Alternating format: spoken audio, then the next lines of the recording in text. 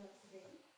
I'm Cicely George, the Executive Director of TiE, and it is my absolute pleasure to welcome each of you to our first time Majlis for 2025.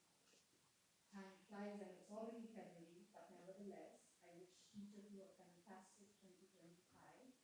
May it be the best year yet. So, Nishant and I actually just met last year, and when we met, he was carrying this book, The Money Trap, with him.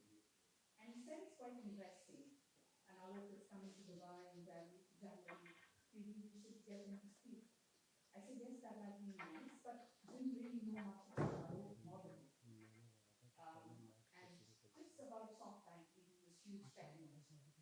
I thought maybe it's a good idea to read it. And truth be told, I haven't finished the book for years, but it's actually brilliant. So I would highly recommend getting the book. And I opted for the audiobook, so it worked well as well.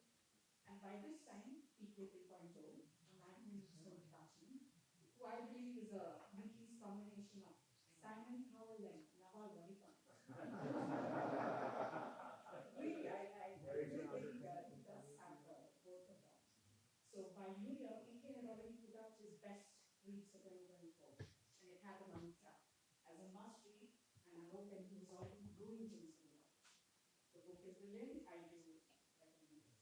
Here we are today, when the best of worlds collide with this fireside chat, which I'm sure will be super exciting. Thank you, Nishant. The timing of this event could not have been better. To quote Alok in his article in the Sunday Times today, a week ago, you might have been excused for thinking that deep sea was an unusually cerebral sea gentleman. Translating for the non-Indians, that's it. Everyone that hails from Punjab, a city in India, is called a Sikh. So before we start, I would like to do a quick introduction of TiE. TiE as a global organization, what started was a conversation in Silicon Valley over 30 years back, and now it's 64 chapters in 14 countries. There's the US one is in Amsterdam and Sri Lanka. It really functions close to the heart of the entrepreneurial system, works with founders, outliers, investors, successful entrepreneurs, government accelerators, incubators, corporate systems. We work together in sync with our various partners who help make the magic happen.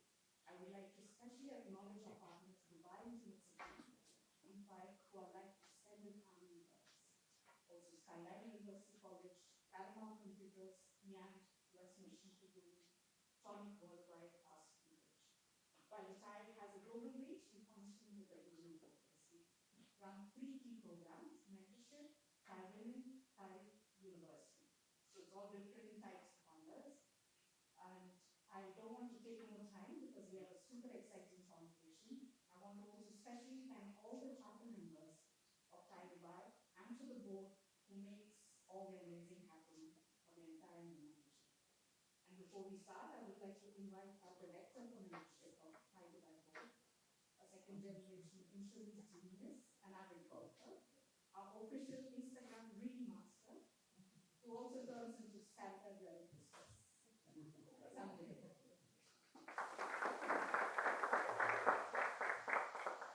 Thank you very much for coming in on a Sunday for our first ever live lunch. This was something I didn't think we had some good turnout, but I'm quite surprised that it was more of a Sunday crowd. So get ready, CNS. My job is very simple. I need to introduce them and get out of the way as quickly as possible. So, hello, Sana. I'm sure you've been getting like these mastermind and what people are going to do. But if you read the book, he does it with a plenty of humor, brutal honesty, and that very unique perspective of life. This is someone who is my the card carrying member of my life up, and I slept on the plane with many people, including Cindy Crawford.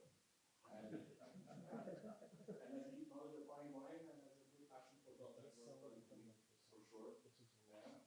And Alok is just isn't a deep thinker. He's a man of refined taste and great stories. Moderating tonight's conversation is TK Gulati, our president emeritus and master of getting people to say things they probably shouldn't. And let's hope that he gets some unexpected anecdotes. Yeah, so we'll keep this close to yours. Like chapter of the book that you want to read. One word in particular. Yeah, one word. There's a lot of questions about that. So I will end with one quote from Nikesha. Nikesha, that was Alok, probably with you, it's a living room is a lead, unless otherwise. Proven otherwise.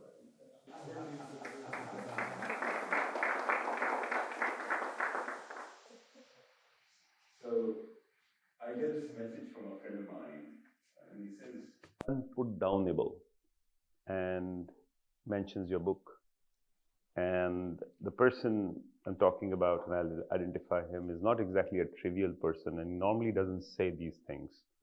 So I actually acquired the book very quickly, and that's how it ended up on my list, and that's how you pinged me back on. So it's a long story. Sanjeev Bikhchandani actually said unputdownable. And the other fun story was that most of the persona in the book, are people you know personally or have met or know all about. So it was actually a very interesting thing. But Alok, first of all, welcome. Thank you for taking the time to speak to us. Yeah. But when I open the book, it starts with a Mossad style, Mossad-backed blackmail plot and all that. So I was not very sure if this was what exactly it purported to be. Was that your recently acquired degree in writing from NYU, which you decided to do at the ripe age of, I don't want to say, if your kids get graduated? So.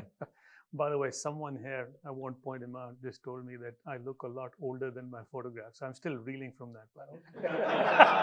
And the whole evening we have spent telling him how young he looks, because I know how old the children are. Exactly. I think he meant well. But anyhow, it is, I'm very familiar with TiE, lots of friends, part of the organization in the San Francisco Bay Area. And it's a real pleasure to be, it's always a pleasure to be in Dubai. This is not like an accidental passing through book promotion thing. I'm usually here for at least a month a year. Seen this city develop, and but the one dimension I haven't seen is I really haven't had much interaction with the Indian entrepreneurial community. So it's a real pleasure to meet all of you, and very nice to be here. Your question, so I, long-winded answer, somewhat interesting, so bear with me. Writing for me was a bit of a closet ambition. I mean, I grew up in India. My father was a scientist. My mother was a medical student. My father was a lecturer on a very modest salary. And for those of you who understand, if things haven't changed that much. I mean, if you're male in India, in that demographic, doing something as self-indulgent as I want to be an artist or I want to be a writer would be I mean, it's just wasn't even on the menu. So it's something I wanted to do. And even while late in life, even while I was at SoftBank, I was just looking through these creative writing programs in the US. So literally when I left, the first thing I did is, okay, I've got to get this out of my system. And people assume that I went to school. I did a 2-year graduate degree at NYU in creative writing. And people assume I did that with the intention of writing this book, writing some kind of business book or memoir. That's not true at all. I thought I would write, probably end up writing fiction. But when I was in school, as one does in any academic environment, I experimented, and then I realized that some of what I'd seen, kind of just having a private plane at my disposal or hanging around with people who routinely order $5,000 bottles of wine, etc., it's just so bizarre that kind of writing about it with someone who has a writerly eye for observation, which I think I do, was really, really interesting for people. So that was the genesis of this book. And I don't read business books at all. I tend not to read nonfiction. I have views on that, which I'm happy to talk about. In a nutshell, my view is most nonfiction books can be summarized in a blog post or a podcast. I think, to me, fiction is much richer. So for this book to be meaningful to me, to fulfill what I wanted to do as a writer, it had to be written as a story. And there is, for those of you who read it, There is a narrative arc to it. There's kind of my story, not story of my life. I grew up here, did that. That's really boring stuff. But kind of an emotional arc in terms of plot, a subplot, a couple of, in this case, Masayoshi Son, larger than life character, his ups and downs and my own ups and downs, and kind of how the two intersect. It made for an interesting enough story, I thought. So that's how, I don't know if that answers your question, but that's how that came about. Yeah, like I was more interested about the Mossad style, like all that stuff. But anyway, but that stuff is real. But I mean, this is like so much of what I experienced was literally. I would tell myself, you cannot make this shit up. This is bizarre. So I also remember one anecdote, like for my first understanding or even coming to know about the word Masa-san was pre-SoftBank fund days. Pre the Vision Fund, or even before the formal fund before. Yeah. I was in Jaipur and I had some of the younger crop of entrepreneurs with me. And there's this guy who says, listen, I need to go back. I can't stay back for the drinks because I have to stand up the whole night because I have to write the 100-year plan. It's a 100-year plan. What the hell is that? I've never heard of a 100-year plan. He says, no. We work with this gentleman from Japan, and he wants to see a 100-year plan of mine. I said, 100 years? I don't even know what will happen next year. You're talking about 100-year plan? It was Kavin Mittal doing BSB. That time they had Bharti SoftBank, and he was supposed to make a 100-year presentation to Masa. So that was the first time I understood about this maverick who wanted to talk about 100-year companies. So how was it working with this maverick? The stories abound. I personally, believe that I don't think he's given enough credit, but the Indian startup ecosystem animal instinct was unleashed by Masa. If Masa wouldn't have come and written those checks, I don't think Indian companies would have realized their value or valuation, for that matter, at all. Yeah, certainly valuation. I mean, there's two sides to that argument. I mean, I think there's lots of instances. My favorite example is a company that you and I were talking about on the way over, Oyo, where I think they were actually given a little bit too much money. And when you have capital that's completely unlimited, people make mistakes or do things suboptimally, right? I mean, I think on a macro scale, what's happening with AI may be one giant example of that. When there's free money available, there's always excess and there's always wastage. But coming back to what Masa was like, I describe in my book my first meeting with him. And there is a literary metaphor I use throughout this book. Is, I think, most people would agree, one of the finest novels of all time, The Great Gatsby, and the central character, Matt J. Gatsby.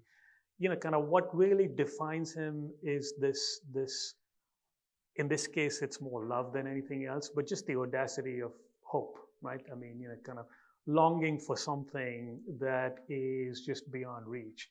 And with Masa, there's elements of that, right? I mean, there's this element of idealism, which is, he has this, even today, it sounds ridiculous. You go on SoftBank's website and most companies have, kind of vision statements that are written by, I don't know, McKinsey or a combination of McKinsey and a PR firm. Masa-san's vision statement is happiness for everyone. Sounds ridiculous, right? I mean, it's like a Disneyland billboard or something. What does that mean, right? I mean, yeah. But, and he's stuck with it. People come and tell him it's ridiculous. I've told him, son, come on. People laugh at this. What is this? But, it is, in Japanese, it's a little bit more meaningful, but it's this idealism, the idea of making, using technology to make the world a better place. And maybe it's a little bit naive. I mean, I spent too much time on Wall Street. Yeah, even Google's forgotten. Sorry? Even Google's forgotten. Yeah, even Google's like, don't be evil, etc. They start off that way, but they all move on. Like, everyone's worth is like, measured by, gauged by, what was your last round valuation? Same as Wall Street. What was your last bonus, right? It's too much of that.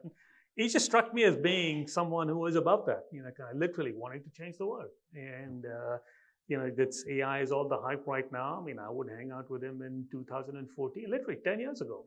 And he would say, singularity is coming. And there was no, it's not like these things might happen. In his mind, this was a done deal. And I think that kind of his ability to see around corners and predict technology, mega trends, whether it's smartphones, certainly AI, and make giant bets behind those macro trends. I mean, that's really his defining characteristics. People think he's crazy, and he is crazy, and sometimes it's a little bit convenient for everyone to think you're crazy.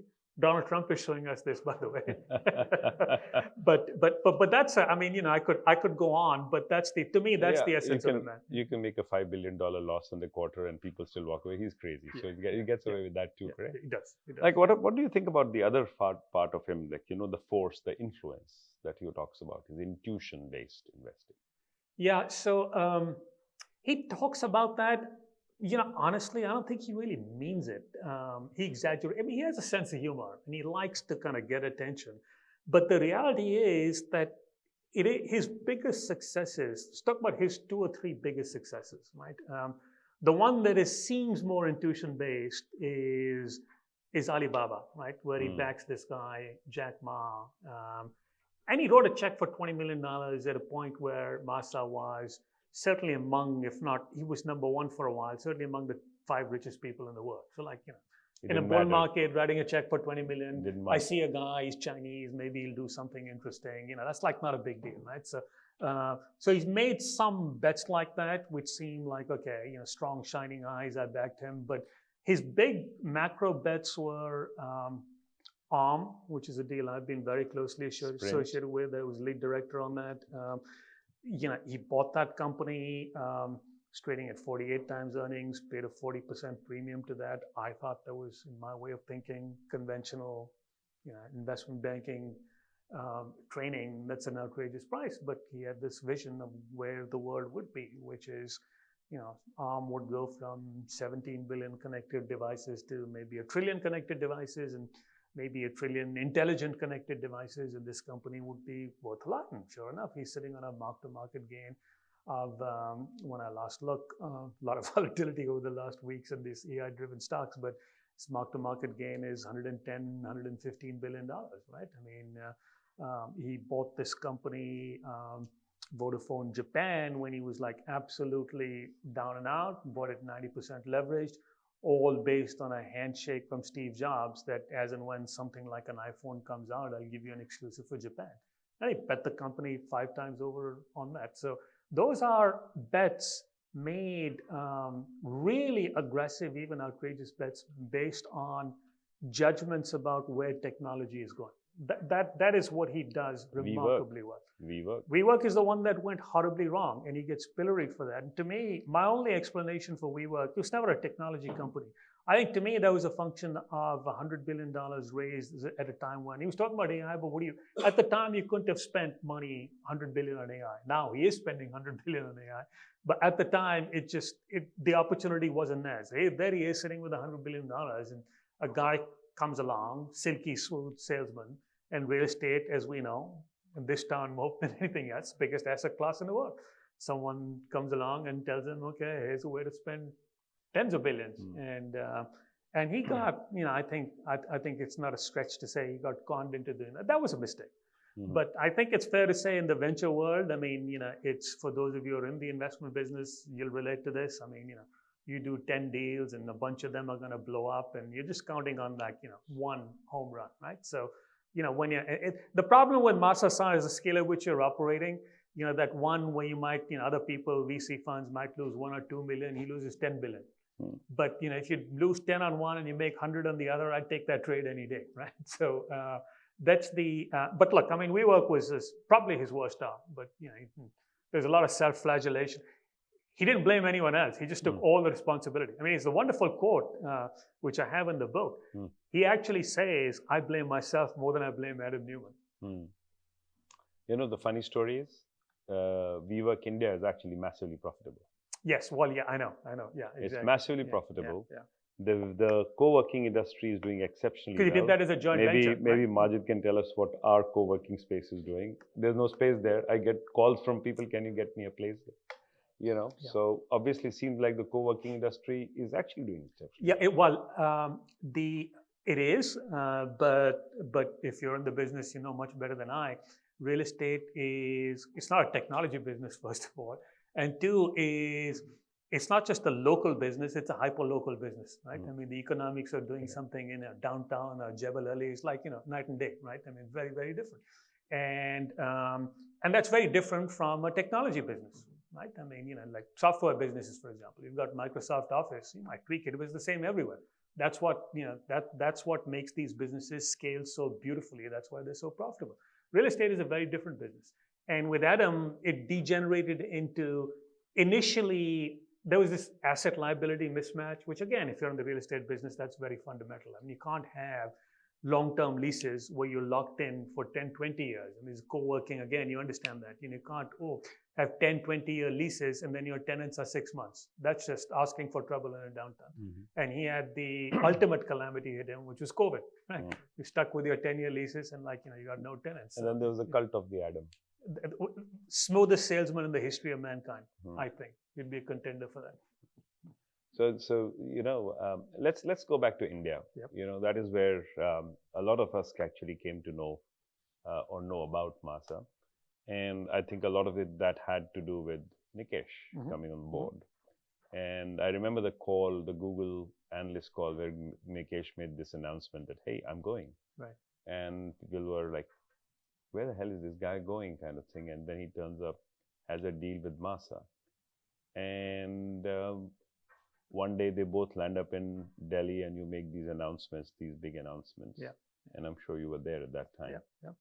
What was the rationale of coming and doing that? And did everybody believe in it? Or were people like you and Nikesh the reason why Masa decided to invest in India? So let's rewind. So this was in 2014. That's when Nikesh joined SoftBank, and I followed him literally a few months later. Alibaba went public in September, I think, of 2014, and that was his big success story. And Masa has always had this idea, very simple, very straightforward, of what you call the time machine, which is you take business models that have worked in the Western world and you transport them into emerging markets. Not just emerging markets, it's also true for Japan. Correct. There's always his role model, like, Pepe. Yahoo. Even Paytm Pepe. Paytm Pepe, yep. So Yahoo created Yahoo Japan, that turned out to be really successful. Alibaba, even though the Alibaba model, it's like the Amazon of China, but it's really a hybrid of Amazon or Google. So you tweak it a little bit, but replicating these models in emerging markets makes sense. And the bull case for India is that, look, India is so far behind that you don't even actually have to disrupt legacy industries. With retail, for example, there's no organized retail sector, right? Just as with communications, I mean, I just, kind of grew up in India in an environment where just getting a fixed line phone was a project, right? Even in the 90s when I went back with Morgan Stanley, still getting a fixed line phone was a huge project. So India never had to solve that bottleneck, move straight to mobile telephony. Correct. And this notion of leapfrogging, which is, you don't have to worry about credit card penetration. You go straight to it's like you go straight to fintech. Digital retail taken off in China, taken off in India. Likewise with transportation, right? I mean, you don't really have abysmal quality of public transportation. So ride hailing becomes empowering. So these technologies there's not that much to disrupt. So they should, there's a lot of runway for all of these technologies in our lifetime. That was his thesis, very simple thesis. And it was all a matter of finding the right set of entrepreneurs, right? So that's how we went about India. And, the challenge with India is valuations. India has always been overly seductive for Western investors. And people, I find, always underestimate how hypersensitive the Indian consumer is, price sensitive. They overestimate the market, the spending power of the Indian consumer. I think they get seduced by the macro picture. And I've seen this over 30 years of doing business. So valuations always tend to be stretched.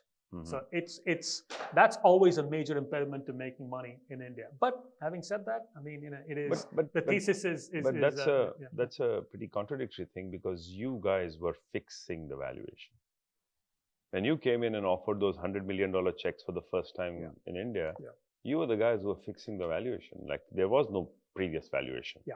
Like the companies didn't know what their valuation was. So fair point. So in the book, I describe this, and it's very interesting to unpack this little incident because it answers your question. It also tells you a little bit about Masa-san and the way he thinks, right? So one of the first deals I did was actually in India.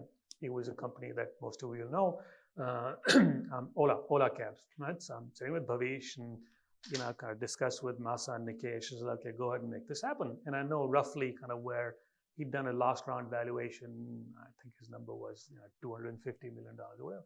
So I did my homework, kind of, I'm a nerd, right? So I did it analytical style. I mean, I'm like math major, finance, MBA, investment banking. Doing like a top-down type analysis. What's the size of the transportation, right? How much do Indians pay for cabs? How much of that could be ride sharing? How much of that is Uber? How much of that is going to be, there were two competitors at the time. And you come up with some numbers, you do all the analysis, and what's the end result? Well, this business is worthless. I won't pay one penny for it, right? I mean, because at the time, it's already they were like, overvalued. Already overvalued. Well, it's like, I mean, it is, I've never seen anything like this in my life. I mean, you look at that, there is no top line. There is like, the first line, they're negative net revenues. I mean, you're paying Indians to ride, right? And that is true. Literally, that is what they were doing. They're paying people to ride. So what kind of business model is this, right? And the hope that someday you'll make money. So I had this chat with Masa. I said, Sansan, I mean, come on. I mean, I know India. I mean, you look at, even now, you look at, I talk about spending power in India. You look at the mobile telephone industry. The competitive dynamics in India is, kind of basically a three-player market. This is not a hyper-competitive market. But you look at ARPUs, they're like, half of Africa, and they're a quarter of China. I mean, this is just not a market where it's easy to make money, right? So, but they've doubled in the last 2 years. They've because of data, because of applications, etc. But they've been increasing. No, because of cartelization. But they've been, well, this is true. The price competition is a lot less, but a lot more. A lot less. The coming back to the valuation points. I had this discussion with Masa, and he said, look, you're looking at this the wrong way, because basically, this is true not just for India, but most technology investing, is set aside the numbers, think about a world where, this is the Masa-san, like, thinking not 100 years, but 10 years. Is think of a world where all cars are autonomous. Maybe in India that's 20 years, but certainly in the US that's a reality now. Think of a world where all cars are autonomous. Now, if you look at the ride-sharing model, it's you take a Kareem or whatever, you pay let's say 100 dirhams. About 70% of that goes to the driver. That's the biggest leakage, right? Imagine a world where autonomous cars, there's no driver. What's your business model? You got to think about, okay, autonomous car, who owns it, how much does it cost? And you can't even begin to model that. Sitting here in 2014, even now it's really tough. You couldn't even begin to model that, right? So that was his point. So that someday this platform that brings riders, drivers together, that has customer relationships, that has these building blocks in place will be worth a lot. We figure out how to make money. That's it. And what is the valuation discussion end up going? He's telling me others are offering me 600 million. Last round was 250 million. He settled somewhere in the middle and like 425. I mean, that literally is how those deals were negotiated. I think that kind of moved his moral compass a bit. He's doing Krutrim these days and stuff like that. He's become a Baba. Exactly. He's kind of moved. Yeah. He's moved on. Yeah, he's moved on. So I also, like, one of the, things that, I personally believe is while Masa did a lot for India, India doesn't seem to have done a lot for Vision Fund or Masa. Do you agree with that? I don't see the risk and reward kind of metrics working for him. I don't think India's been okay, but it's not been by any standards of kind of a big success story. No, it hasn't been a disaster either. But this goes back to my points. I mean, I think the valuations were always stretched, and the issue with the ride-hailing example is, what do you do when I'm negotiating with the guy? He's not bullshitting me. I know others are prepared to pay him 600 million. So he likes the idea of having Masa behind him. By the way, the beauty of having Masa behind you is this is where the crazy guy factor comes in, right? Because at the time you had Ola, there was another competitor, they were roughly equal. They were both losing the same amount of money. Taxi for sure, right? We could have picked one or the other. we liked Bhavish better. He had like a little bit more of that fire in his belly. We backed him. And the minute we did that, Taxi for Sure said, okay, sir, we're for sale. Nobody's going to back them. Who's going to go up against this crazy guy with a kind of unlimited checkbook, right? So that being crazy, and this is the comparison with Donald Trump, right? This guy's crazy. And he's a crazy guy with nuclear weapons, right? How do you negotiate with it? Yeah, when a immovable force, whatever, irresistible force meets an immovable object. So that was what I was thinking of when he was standing on the podium with Trump. Massa was standing on the podium with Trump and announces $100 million, and he says, "No, I think you should make it 200 million." And then they come back and then say it comes 500. back with 500. So yeah, it looks like I think we are in the wrong century. That the billions and whatever make a difference. So I think. And then the deep sea comes along. I was waiting for that to come. So now that since you have, so now something moved this week. Moved a lot of things, and some of us would know. We were talking about, there's this video going around of Sam Altman in Delhi. I don't know who's seen it, where Rajan Anandan asks him that question: that should we make an LLM? And he says, hopeless. It's hopeless. Don't do it. You can't beat us. So it's so something moved in this world, and who better than you who sat at the leading edge of it when Massa was talking about singularity in 2014, to see what's happening. I think AI has become geopolitics more than AI. Yeah. So what do you think about it, considering UAE is one of the nodes of this whole industry? Yeah. So there's one dimension to this that is not particularly high tech, which I think is really important to understand. So the biggest single bottleneck to the development of AI infrastructure is not anything fancy. It's just plain old power, electric power, right? And what people don't appreciate is at one point, SoftBank Energy was the biggest generator of solar power in the world, right? I mean, I was on the board of that company. The Indian business, solar power business, was huge. It wasn't very profitable. We ended up selling it to Adani. And the history of SoftBank being in that business, this is now Masa Son, the idealist, right? When the Fukushima nuclear disaster happened, he was among the first businessmen to go and visit the area. He saw people suffering, and he said, "This should never happen. We got to change this. We got to rely on alternative energy." And he started this solar power business. And he reasoned, okay, India, very simplistic, big picture, some ways classic Masa thinking, that India has, kind of X amount more of land and X amount more of sunshine, so it should have X squared more profitable. The reality was that the reason the Japanese business was so profitable is they got loans from the Japanese financial institutions at 1%. Yeah. And that was a stumbling block in India. And very good PPAs, basically. Yeah, exactly. Very going friendly to the grid, PPAs, very friendly PPAs. Exactly, right? So that's a regulated business, but it's also a very safe business, and it's a business that SoftBank knows. So the OpenAI Stargate project, a big role that SoftBank is going to play is to actually build the energy infrastructure. And the guy who runs that is yet another Indian, Raman Nanda. He's a very solid guy, Rhodes Scholar, a complete idealist, wants to change the world, and he's going to be leading that initiative. So that's a big part. Wasn't Manoj Kohli doing this stuff in India? Yes and no. Yes I and mean, Manoj was more relations, if you know what I mean, kind of government relations, etc. Raman was the man. Raman was the CEO. That's a big part, and Raman's based now, used to be based in Delhi, he's based in San Francisco now. That's a big part of the play for SoftBank. Nothing fancy, nothing particularly high tech, but just plain building energy infrastructure, power infrastructure. And that's where, why do you need to suck up to the government? Is the United States after all. But again, even in the US, having a friendly government, if you're going to build power plants, kind of getting all the licenses, the clearances, etc., that's a very big deal. That's why you go to the state of Texas, which is the most business friendly.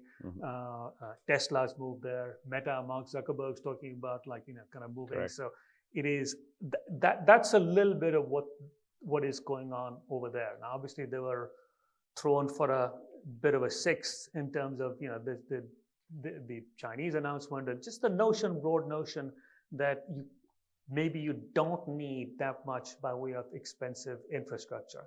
And my take on that, which is the piece that Cecily referenced, that I wrote something in the Sunday Times today.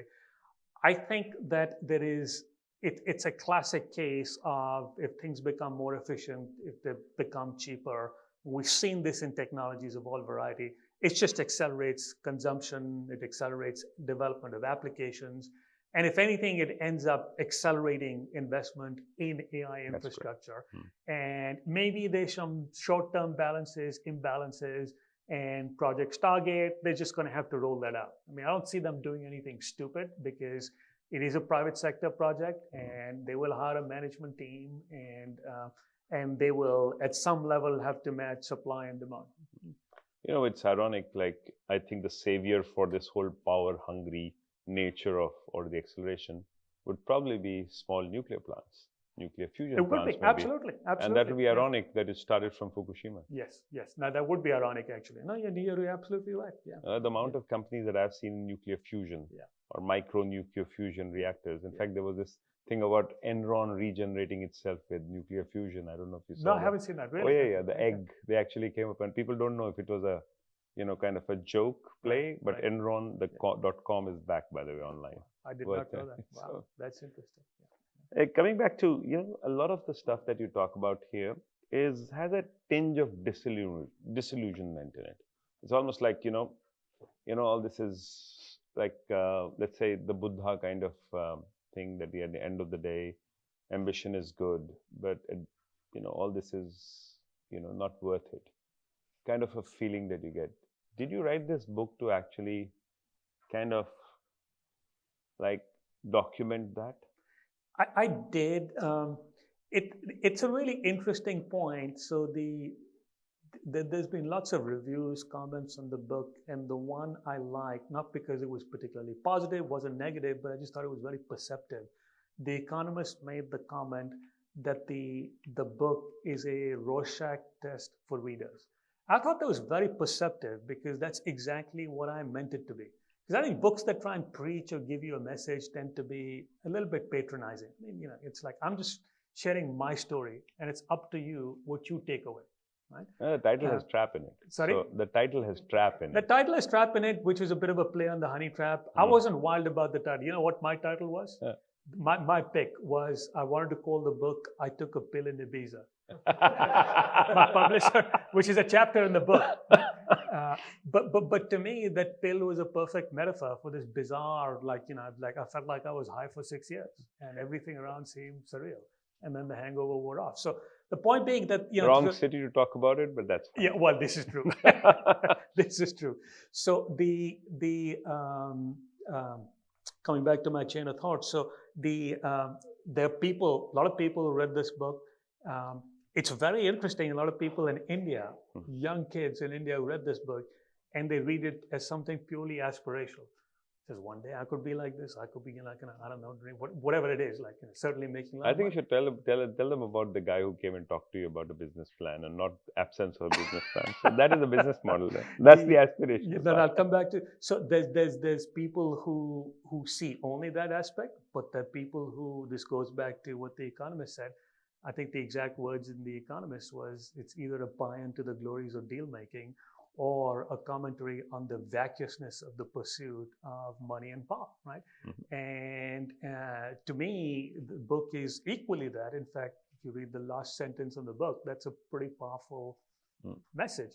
And a lot of what I saw on Wall Street or on Silicon Valley, it's this everyone trying to be something they're not, that whole theme driven by power and greed. What I went through, this ridiculous smear campaign, the idea that someone would be hiring people, spreading stories about me.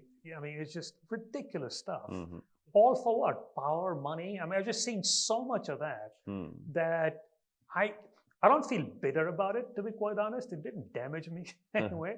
But it's like, I mean, to the extent I have messages, part of the message is for anyone who reads the book or aspires to all of those things, you better toughen up, because people do some really, really crazy shit out there.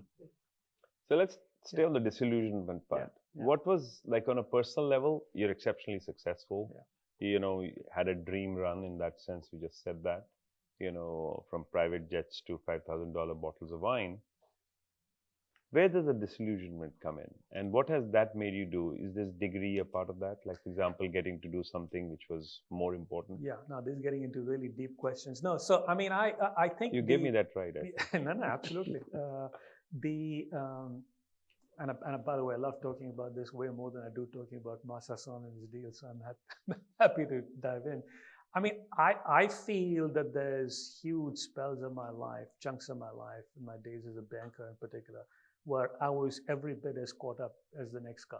And I kind of look on those years as like wasted years, right? I mean, it is I should have broken away a lot sooner. I mean, I say this in my book, but I'm not religious, I'm an atheist. But, our own Indian Vedic philosophy has some very, very powerful thinking on the idea of stages of life. Mm-hmm. Right now, it's a patriarchal society, so everything is couched in what men is supposed to do. Correct. But the idea is it's early years are educational, and then you're supposed to dedicate yourself to making money, mainly with the idea of kind of taking care of your family and et cetera, all your material needs. But then at some point, you're expected to do something a little bit different. Correct. Right? And eventually, you're supposed to take sannyas and retreat to the forest. I haven't got to that stage yet, but that to me is, and what I mean by the money trap is, a lot of my colleagues on Wall Street, people in their 40s, so look at that, they instantly know what I'm talking about, which is they can't break away. That's why it's a trap, right? And that's the disillusionment I'm talking about, which is I was caught up in it, and too many people I know, really, really talented people who I see who are not very happy, who are torturing themselves, but can't break away. And it is full of people like that, and they do bad things to their health, to other people, broken marriages, the works. That's my disillusionment with that whole system. And I've seen that not just on Wall Street, I've seen that same culture transported to Silicon Valley too. By the way, I need to plug TiE here. TiE is the give back organization. The whole ethos of TiE and charter membership is people who've reached a point in life, not because of age or money, a point in life where they're ready to give without asking what is in it for me. Good, So that's the ethos here. So now let's look the other way around, like in the sense with this whole AI kind of scenario. The whole balance of the way the economies work, or the way people exist in a society in terms of jobs and things, is going to disappear if it's not disappeared already in some cases. What do you think is going to happen? Well, I think I'm not saying anything original here. I think the big impact is, it's a huge, at the enterprise level, AI is a huge productivity tool, right? I mean, for those of you who are in businesses, so I'm not completely kind of broken away from the world of investing. I'm still a senior advisor to Warburg Pincus. And they're incredibly disciplined. They're not investors they've seen all the high-flying, LLMs, et cetera, steer clear. Their focus is on AI within their portfolio. And I think pretty much across the board, whether it's customer service, whether it's coding, you're seeing, if not dramatic, certainly very substantial improvements in productivity. In fact, overall, if there's a reason to be bullish on stock markets, it's that improvement for margin improvement across the board, right? Jensen Huang, if you haven't heard his keynote address at CES, you should. He made this interesting comparison that your IT department is going to become your new HR department. So in other words, if you're a manager and need to solve, previously you might have gone into HR and said, okay, I need to hire a body. Now you go to your IT department and it probably uses, I want to hire an LLM to build you a bot, right? So it's that kind of scenario. And that's happening, and all companies without exception, investment banking, David Solomon at Davos, kind of came out and said, a lot of the law firms got very worried about that. They said, look, I mean, the effort that goes into writing an F1 prospectus is cut down by 95%. And the lawyers are saying, no, that 5% is so valuable. But I mean, these are like high-paid lawyers whose So livelihoods are challenged. What happens to these 95% Well, of the this lawyers? this is, I only have that cliched answer for you, which is, this is very difficult to come up with a better response, which is, I mean, as you know, whether it's the internet or whatever, we've faced disruptive technologies before, whether it's a steam engine or electricity, and you always evolve, right? I mean, I get asked the question of writing, for example, being an artist. I mean, you know, you look at what AI can do. Really is quite amazing. I go through this exercise, and I keep on doing this, and it keeps on getting better. Of asking an AI engine to write me a story in the style of someone, right? Or just write me a story. And you know, but here's the thing: the way all these models work is they work by predicting what comes next, whether it's a word or a pixel or a musical note, based on analyzing what came next before, right? So that's almost a process that by definition precludes doing anything original, right? And I make this comment in the book. The beauty of Mr. Son is some of the things he says, a lot of the things he does are just insanely original. That's right? true. And that's kind of to be celebrated. And if you're a writer or whatever you're doing, if you're an artist, yeah, the bar just got raised a lot higher for you to do something original. Because after all, copying is, I mean, what do human beings do? Take writing, for example. I mean, you know, in some sense, we're all LLMs. We've been, you know, whatever I write is based on, you know, it's a function of everything I've read before in all my life, right?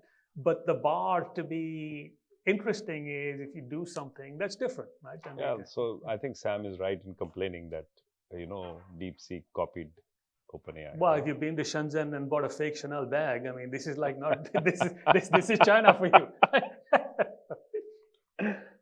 So again, let me ask you a few questions about Dubai, like, you know, so I'm sure you were involved with the UAE because UAE had a major contribution to Vision Fund, and I'm sure you know that. What do you think about the UAE in general? UAE has kind of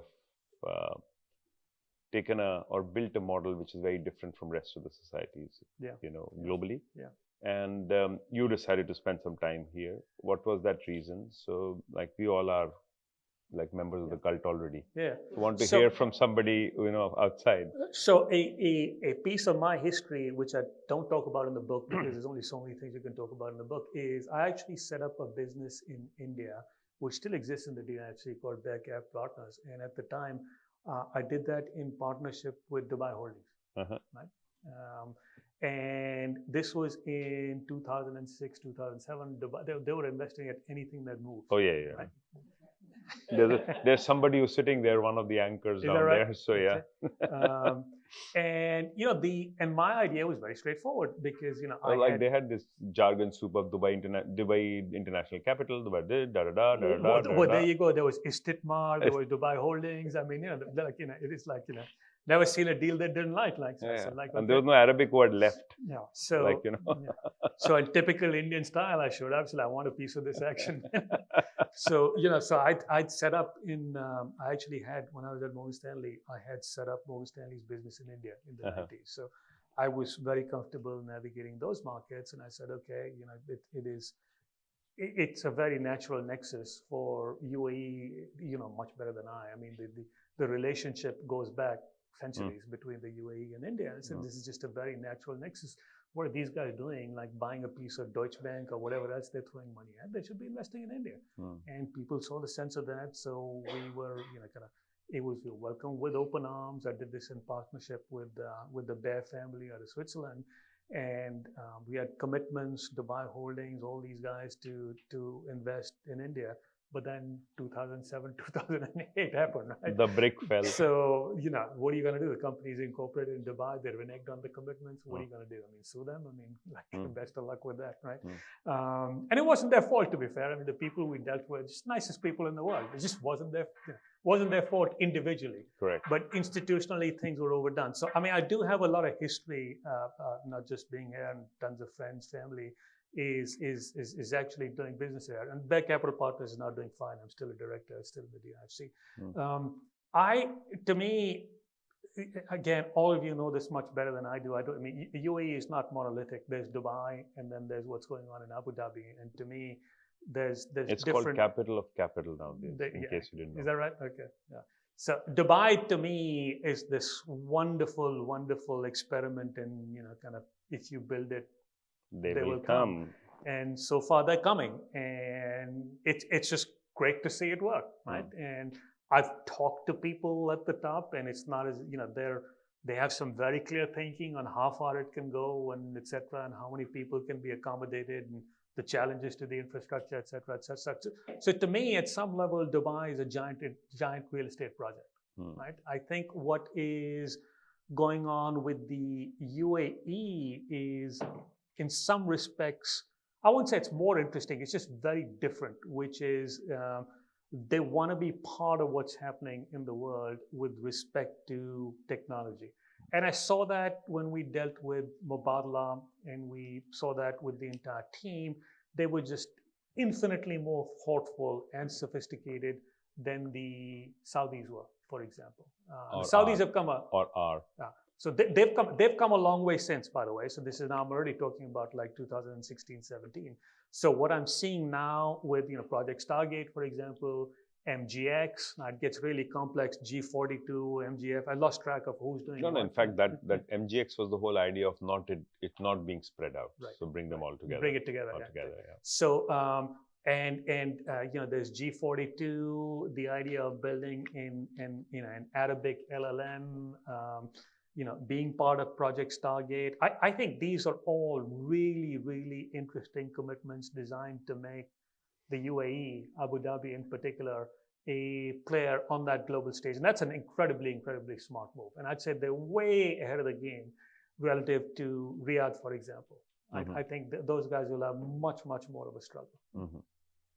And what is your prediction about India with this whole AI thing coming in? India has a bigger problem because it has far more people at the bottom of the pyramid to look after, get them jobs and stuff. It does. So what is your prediction about what India looks at and what can it do? Yeah, India, by the way, that bottleneck, another thing I feel strongly about, and I wrote about this in the Times of India a few weeks ago, is what's happening in the US. Because my generation, we didn't have a choice growing up in India in the 80s. Now, people do have a choice, but as you very rightly pointed out, you're just not creating enough opportunities for upward mobility for young people in India. And the opportunity to go to the US, if they do make it, get F1 visas, getting H1s on top of that, getting green, it's just going to be really, really difficult, right? I mean, you look at, kind of the Steve Bannons of the world, they will flat out come and tell you, the New York Times interview last week, by the way, podcast worth listening to, flat out call me a racist. I don't want white people. I don't want brown people. I just want Americans who are here. That's it, right? I mean, I don't think they will go quite that far. There's enough sensible people. Sensible in the sense that that's the wrong choice of words, actually. I mean, the US clearly, there is a section of the United States that feels disenfranchised, left behind. They've got a real problem to deal with. But from an Indian perspective, there is a big bottleneck.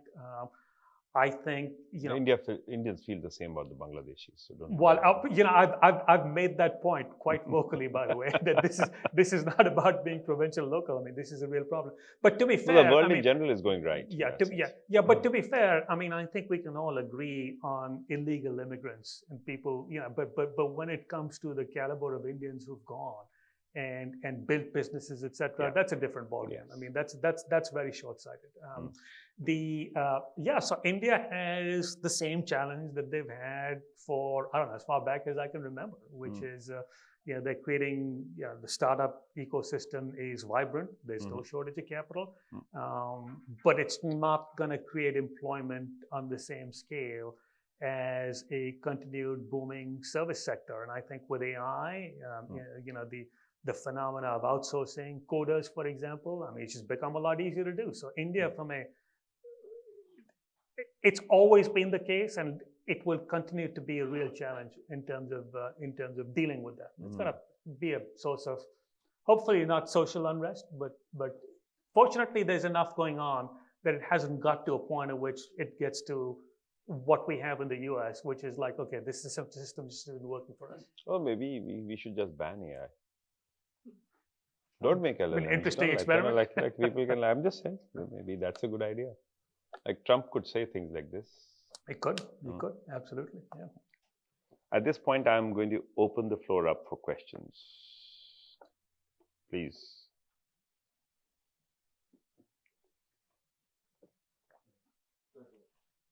The lady. Thank you for moderating a very interesting discussion. You speak about overcapitalization quite a bit.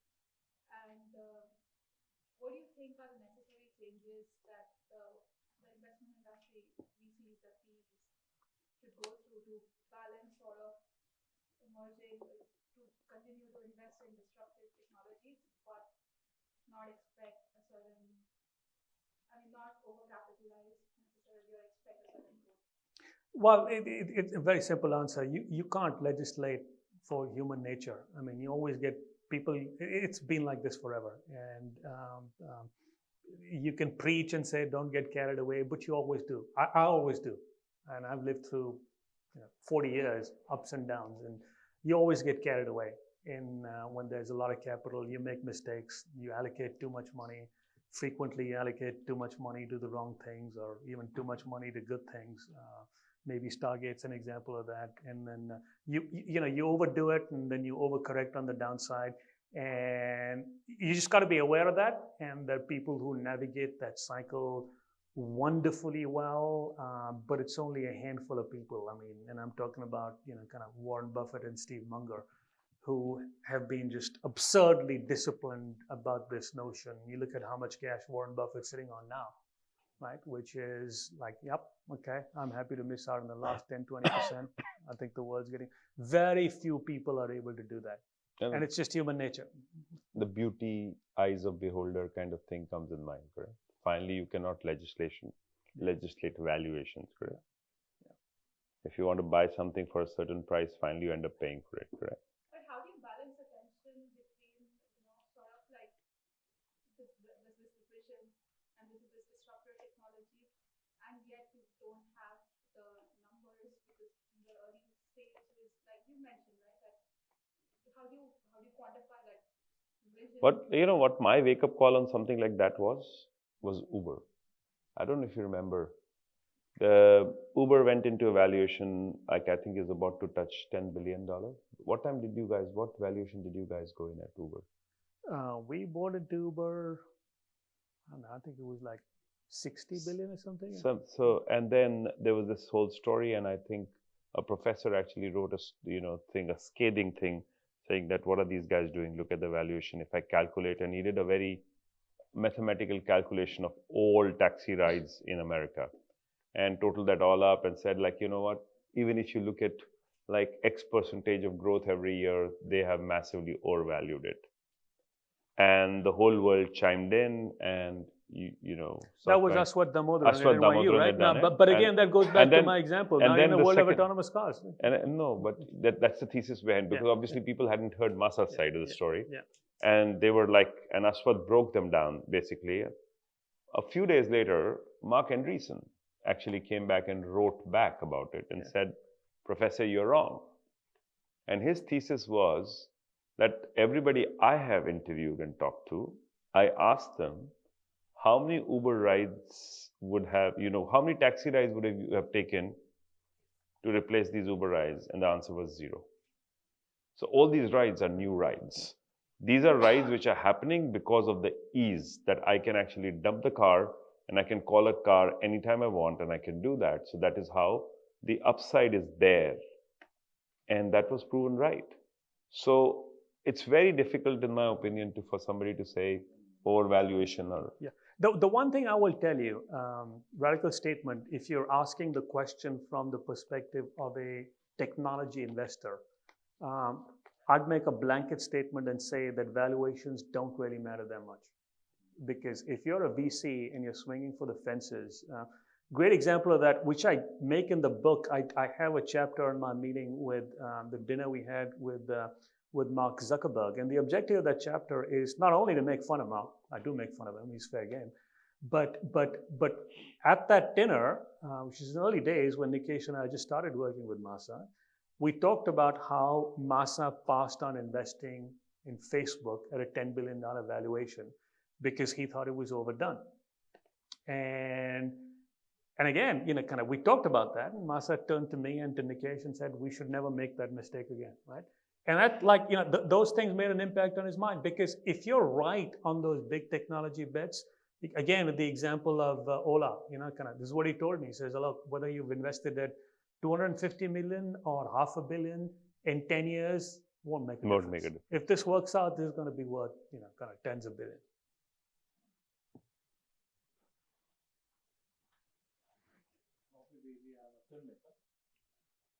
What difference has American writing made to your life now? Hopefully, I learned to be a better writer. But I'll tell you, I'll give you.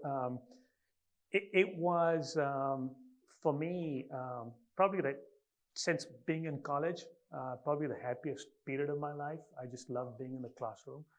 I was in class with a bunch of, they were all in their late 20s. Now, I can relate to that demographic very well because my son's 32 and my daughter's 29. At the time, they were both in their late 20s. So I understand that generation very well.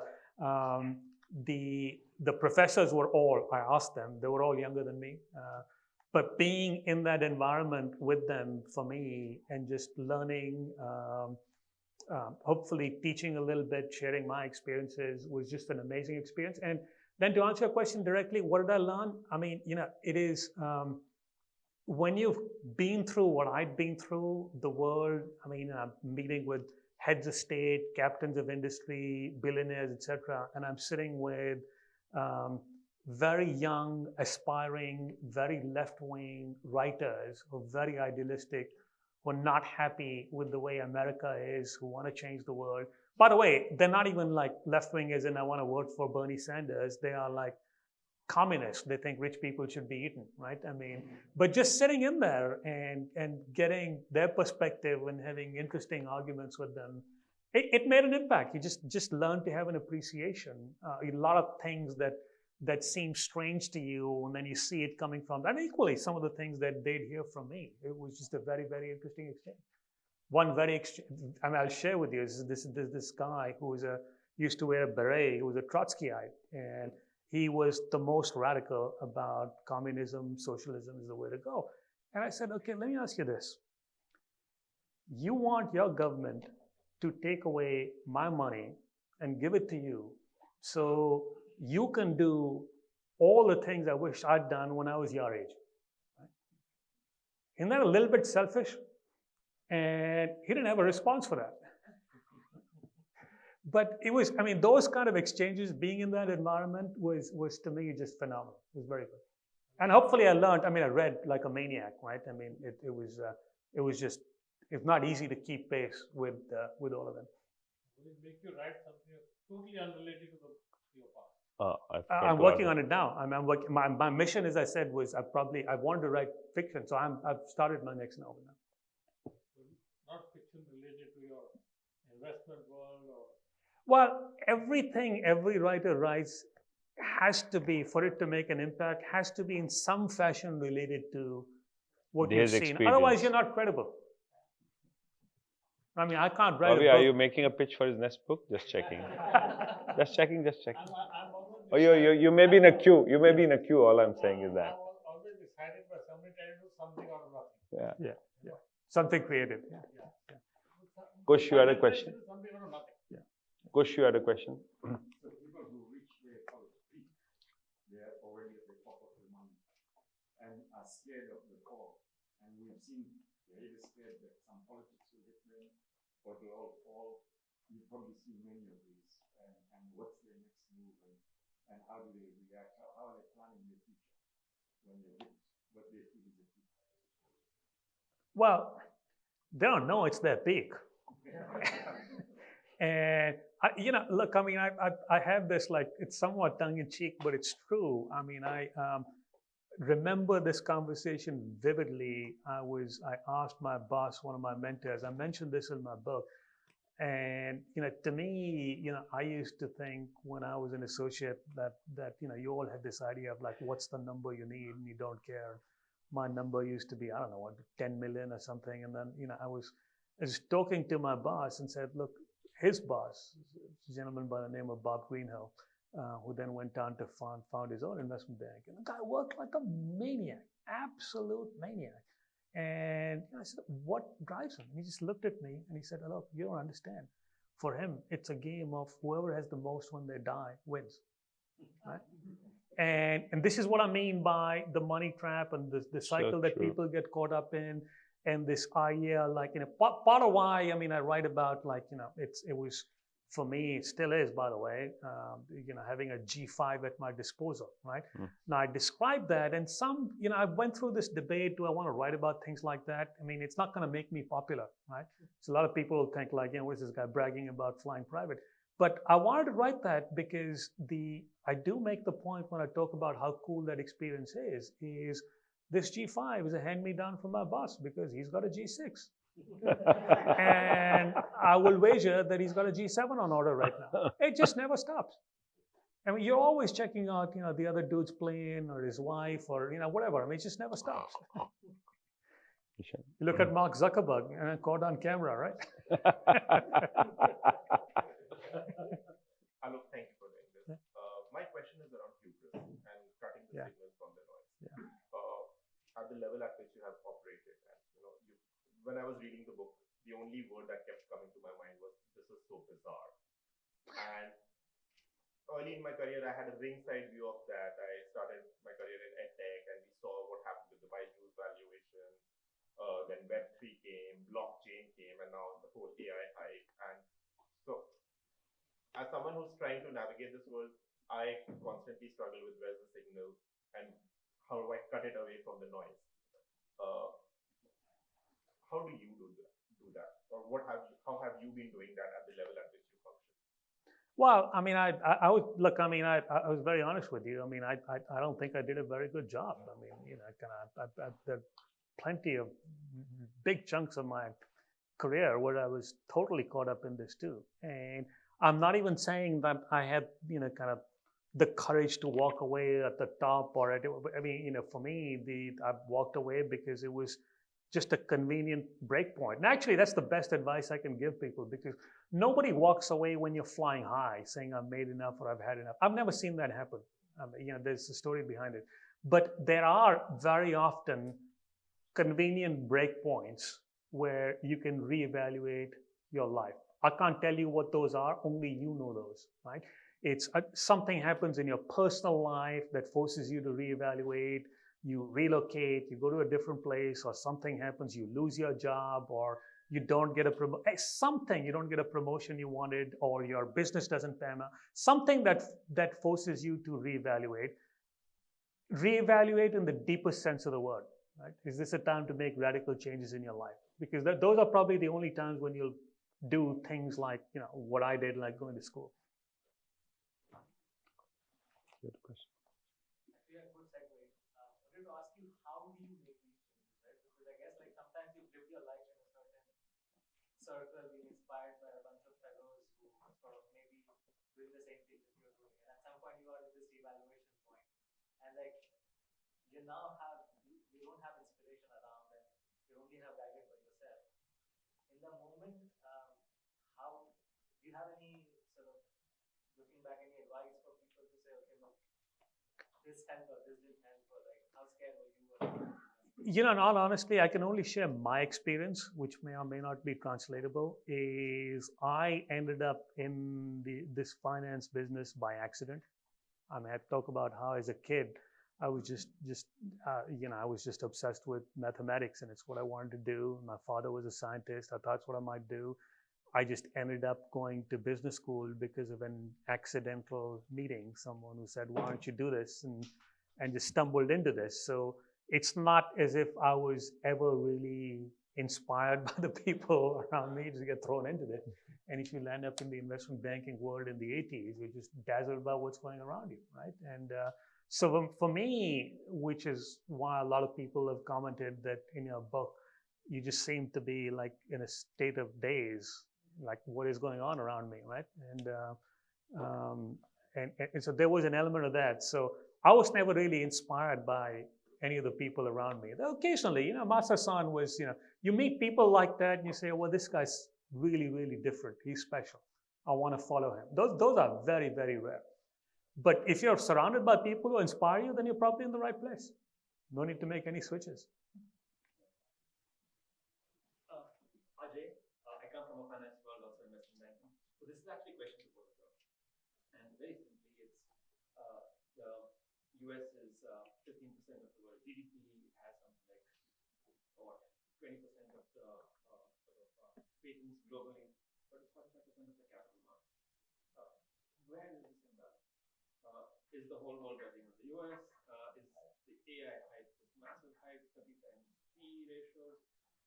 Why is the US in the capital market? Silicon Valley is what everybody comes back saying everything wonderful, tipping point. I don't buy this somewhere. There's some imbalance somewhere. So both of them. I think you should join NYU. The students will tell you the reason why.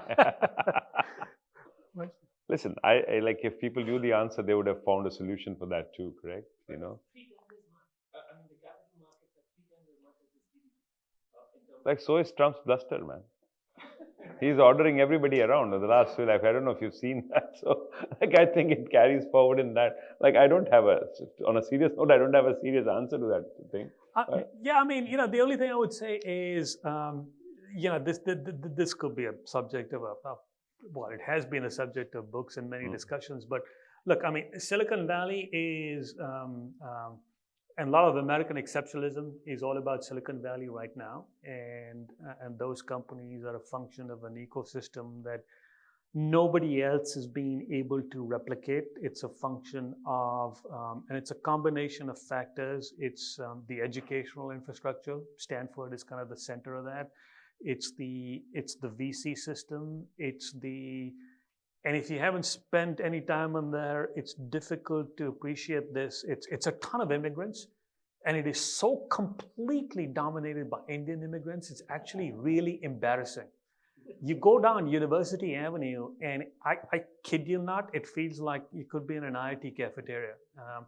And I can see where a lot of the backlash is coming from, because it's just gone so completely overboard. So it is the immigrants, smartest people in the world, who literally have gone there. And there's lots of money and beautiful weather too, right? I mean, so it's a combination of factors. And there's a lot that makes America work. I mean, the lack of regulation, intelligent regulation, open markets, all of that has made America take relatively open borders, and it's kind of sad that they're turning their backs on that, but maybe they have some legitimate issues. But that's a little bit of what makes things work over there. I don't think it's overdone, by the way. Every consulting company in the world has sold the idea of making Silicon Valley in every country of the world. This is true. Including Dubai. I don't know how many including times. New York, by the way. Even New York. So Silicon Alley, Silicon this, Silicon Gully, whatever, whatever you want to talk about, it's been done, but nobody's been able to replicate that. And, personally, like last 25 years, I've spent a lot of time in the Valley. I have built relationships there, and you realize the buzz that you're talking about. Yeah. It's actually true. University Avenue, walk down there, you can feel it. People who have spent time there would understand what you're saying.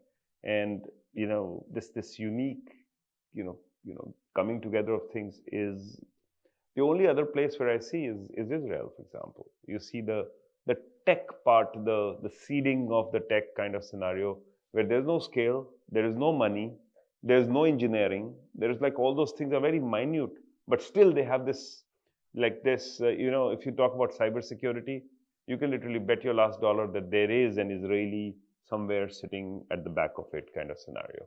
And then it actually, gets its full valuation in the 45%, like in the sense of going to the US. So those things are, India is a great example. If you look at the biggest Indian companies actually go west to kind of get their, kind of recognition. So I think there is something unique in that sense of the word. Now, what's the answer to that 1:3? I think requires far more research. By the way, cybersecurity, Israeli entrepreneur, biggest cybersecurity company is Palo Alto Networks. Correct. Israeli company, taken off, but who's at the head? No, understood. Scaling. So, as I said, the seed, the word I used was seed. No. Starts there. In fact, I don't know who knows anything about I2U2, which was started here in the UAE. The whole idea was that when the Abraham Accords happened here, forming this group called I2U2, I for India, I for Israel, U for UAE, U for US. Interesting. The whole idea was that Israel does not have a market of its products anywhere around. India does scaling exceptionally well. So what you do is you take the seed from there, scale it. UAE becomes the base to build a market in the US. Right. So those are the kind of things which are, so those unique things exist, not just there. So maybe that's the answer, I don't know. I have two questions. One by one, the other people asking also. Very, very related.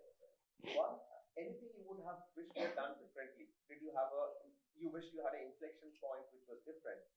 And two, at this stage, do you see any specific example you can share of how you're giving back, or what you enjoy, in which way are you giving back? Yeah, I mean, the first I talked about, which is I probably wished I'd done what I'm doing now earlier. How am I giving back? I try and do what I can, in a very narrow monetary sense. I mean, for example, like, everything I make out of the book goes to renovating Writer's House where I went to school, NYU. I've committed to that. But I don't want to get too specific because that sounds like virtual signal in terms of what I do. But I try and do whatever I can. But set that aside. To me, I have been overwhelmed by the number of people, young Indians in particular, who've reached out for guidance, for mentorship, and they reach out on LinkedIn, or wherever they reach out, direct email, I make it a point to respond immediately. If they want to be connected, I accept immediately. If they want to talk, I talk to them, and whatever I can do to help them, I do. And so whether it's through the spoken word or the written word, I sort of feel in my own way I can make an impact, and that makes me feel good. And it's just literally when this first started happening, to me, that's really been the most far and away the most rewarding part of writing this book. Please.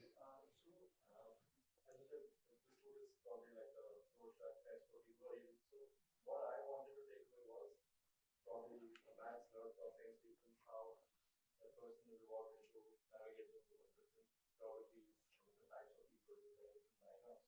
So I was looking at the popular cultural references you were mentioning. Yeah. Big velocity or zero days of sushi. Yeah. So I was like, this and the book as a day right through it. So I was like, why are you navigating such a huge variety of arts and people and culture?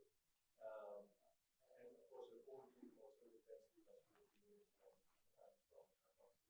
What are some things you do sort of say respectfully, or sort of communicate better and get your point across to a very different set of people and different set of thinkers? So I wanted to know how you sort of navigate that. And the second was probably like, what are the big trends you see now? Like maybe like performance or something. That's a bit more technical. That's the first is more softer question, how to navigate it. Well, I'm not sure what you mean by navigated. I mean, the book it's a memoir, so it's being literally inside of my head for whatever the 9 or 10 hours or whatever, depending on the pace at which you read, and it just, if I have a lot of musical references, it's just the way I think. I mean, I tend to have I associate situations with even people with music. It's just a huge part of my life. I saw the Dylan movie for the second time yesterday here. I must have cried halfway through it. I just love that movie so much, but I'm just a huge fan. And so, I mean, Dylan, Shakespeare, I mean, in terms of how I think, there's very few things that I see in life, situations, emotions that can't be expressed by, kind of, that you can't find within a song or a sonnet. So to me, that's just how I think, and some of that comes out in the book. Opportunities, yeah, I mean, they're tough to spot, but it's the space of this trend of AI and the agentification of AI and the applications and the businesses that are going to be created around that. The Web 2.0 equivalents of Uber, Airbnb, etc. I mean, to me, that's the name of the game. I don't know what those are, but there's lots of ideas. We could go on forever, but one last question. Who can raise the hand the highest? So I'll take the privilege of choosing Deepak, one of the oldest people around, not in age, but in terms of experience. Dubai holding guy, so that's why. What you think there's a next inflection point in seeking meaning? Sorry, in what? In seeking meaning. Seeking meaning. Meaning. Oh my God. You'll have to ask DeepSeek this question. What? Deep wells, oil wells, that kind. Considering that you mentioned this, there was an inflection point in time what you're doing. And you mentioned the 4 stages. Yes. Are you thinking of the next stage? Then there could be a next stage in seeking meaning? You mean like go into the forest and meditate and stuff? Like, I don't know if I'll get to that point, to be quite. Sorry? Whatever that forest is. I mean, that is the next stage. And I just, I don't know. I don't have a great answer for that. I mean, that is the way things are supposed to evolve, but I'm not there yet. I still feel young, and my looks notwithstanding, I still feel young and energetic. Take some pictures. If you don't press this. Okay. I think we'll have some time after this so that you can actually talk to Alok. Also, some people have books they want signed by him. So there's a table set up outside. We'll do it there. But yes. Thank you.